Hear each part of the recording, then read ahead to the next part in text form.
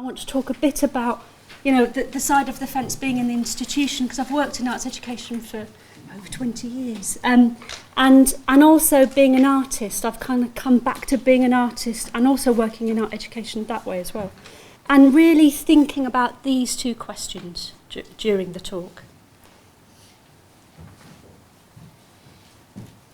So I worked as head of education twice, actually. The first time I left and went to Berlin and started my own practice again and ran an art centre there in 2008. And then I came back from that 6 years later and worked at Camden Art Centre again, part-time and interim, which actually offered me lots of freedom. It was really exciting. And at the same time, carrying on with my practice.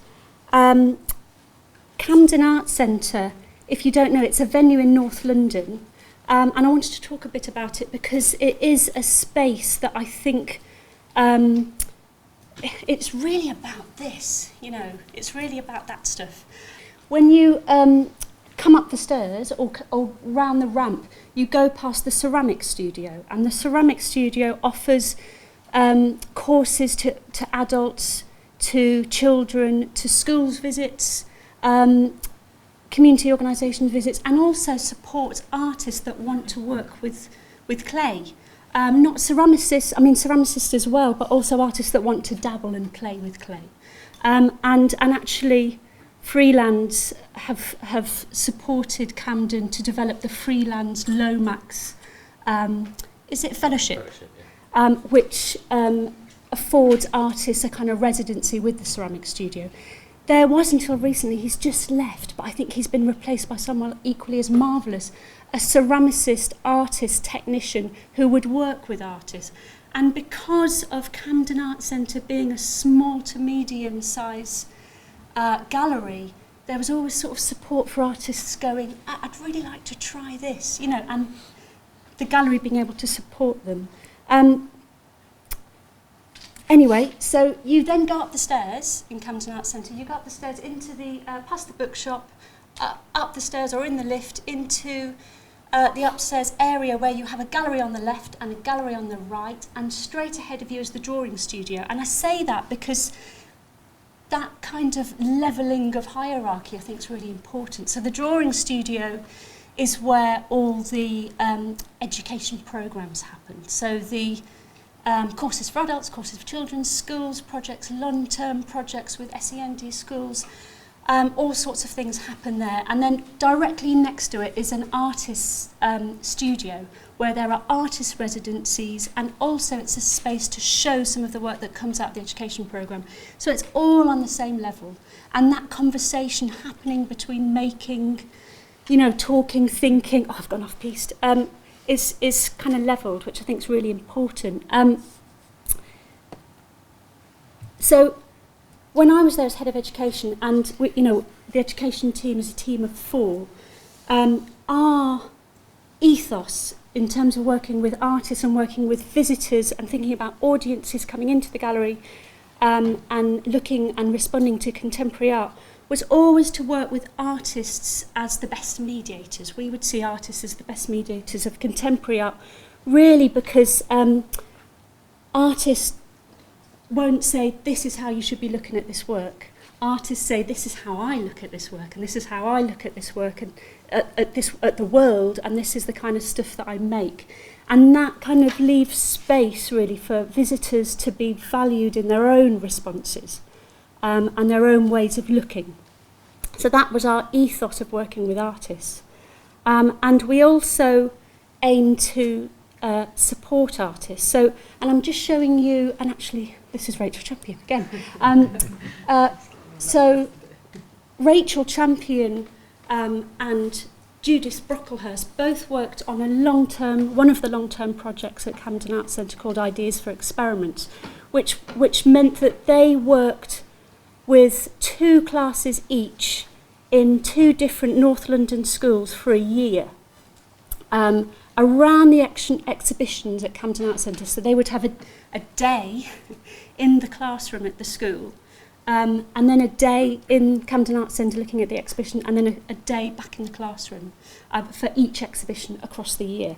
And I wanted to bring that up because that project, this kind of idea of working with schools and working in a, across a year, and actually Judith and Rachel worked across another year after that.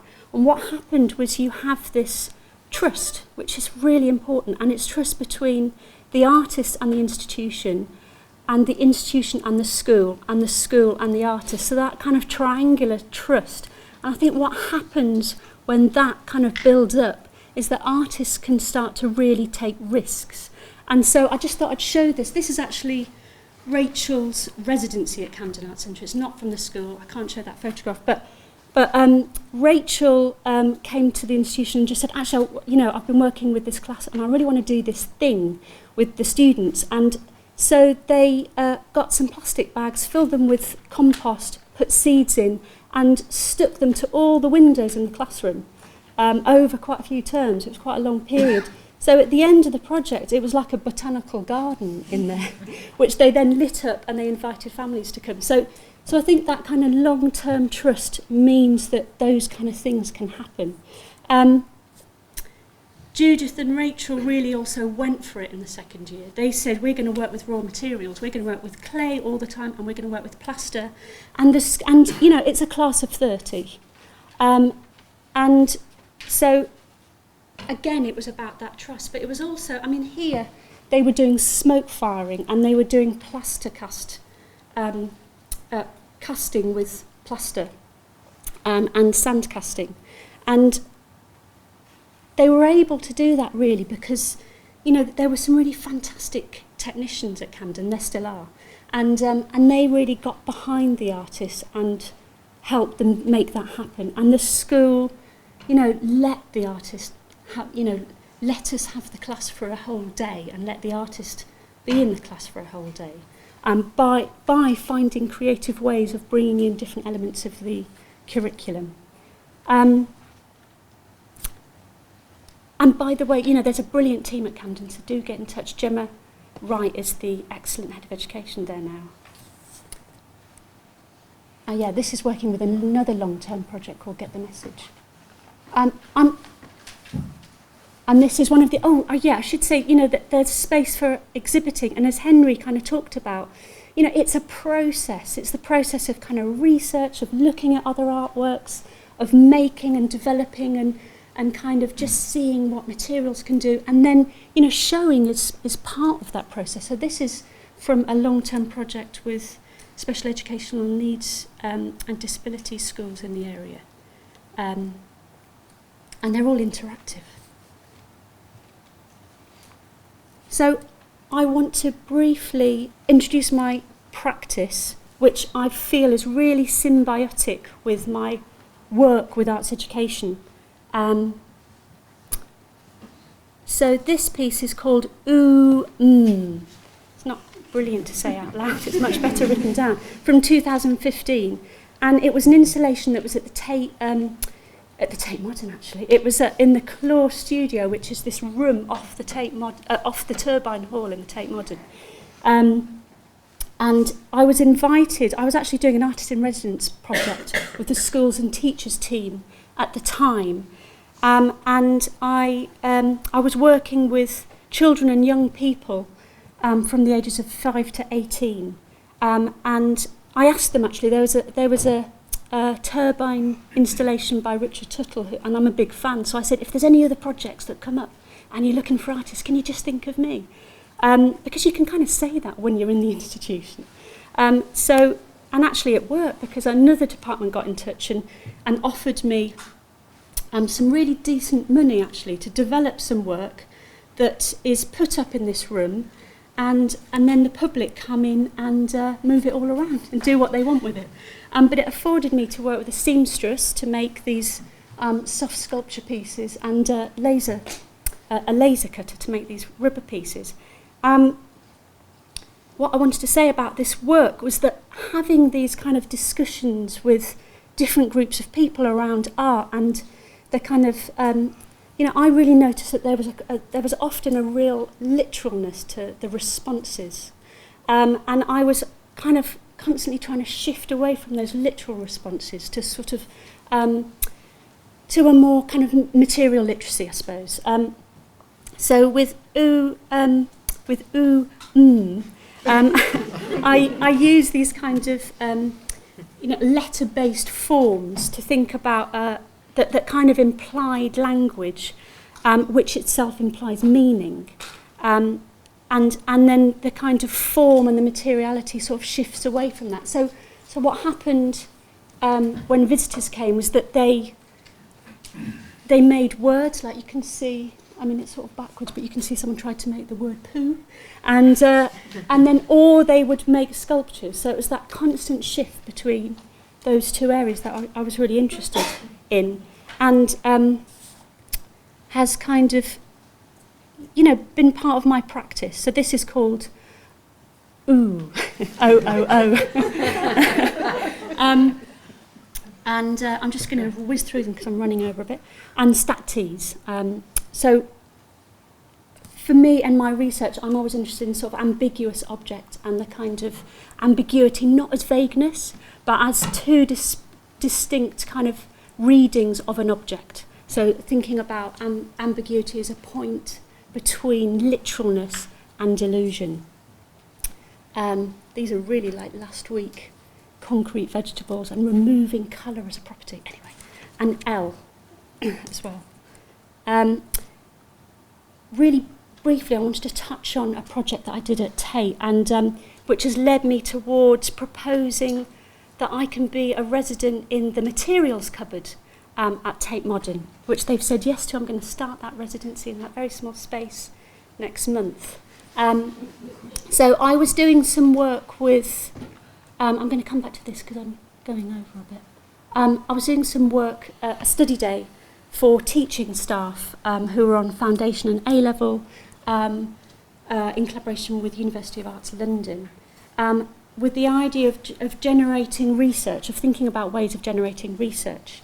And so, sort of briefly, and actually it's interesting in terms of what Henry was talking about and that idea of play and how materials can be involved in that idea of play.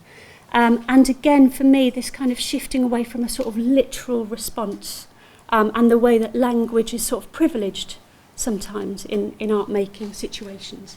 And so what I did was come up with this kind of framework, really, with the idea that the teachers in it would use it as a bit of a springboard. And it's something that I've used a few times. So they go into the space, which is this space in Tate Modern, materials and objects space, and they write down words, a bit like Richard Serra's verb list, if you know that. They write down words that would be used, that would describe the artist's process. So pinched, harmonised was one that was really nice, joined, thrown, stacked. And then they write these words down, and then they number them in preference, and then I randomly call out a number, and they respond to that word using materials. And what then happened was this real kind of, what I found really exciting about this was that the materials then are starting to kind of change the word. So the word's becoming stretched, and it's kind of unhinged from its context. And then the materials are sort of taking on those sort of kind of different associations and references in the same way that words are.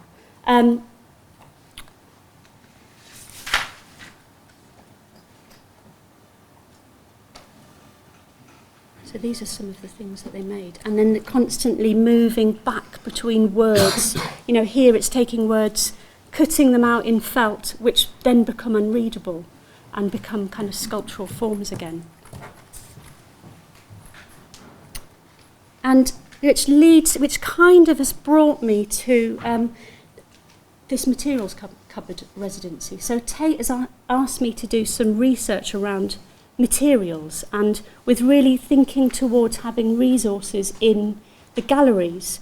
And it's an interesting thing when you think about materials and what materials can be in galleries. I mean, there's obvious things about not having, wet materials, but it's kind of, you don't want to sort of lead people's responses into a certain direction.